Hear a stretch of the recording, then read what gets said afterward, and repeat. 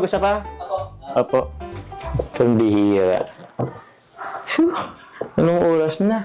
Grabe naman, sinurpreso niyo naman ako. Kanina hindi okay, pero ngayon, ayos ay.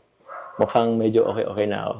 Kala ko, nag-joke ka lang dun sa chat mo kagabi sa akin eh. Nasama kay Kalinga Prab. Talagang surprise ako. Di ko naman nakakalain, natutuhan mo pala eh. Wala naman pong pasok. Wala kang pasok. Ibig sabihin ba yan, na-miss mo ako? Pumunta ka dito eh. Na-miss mo ako?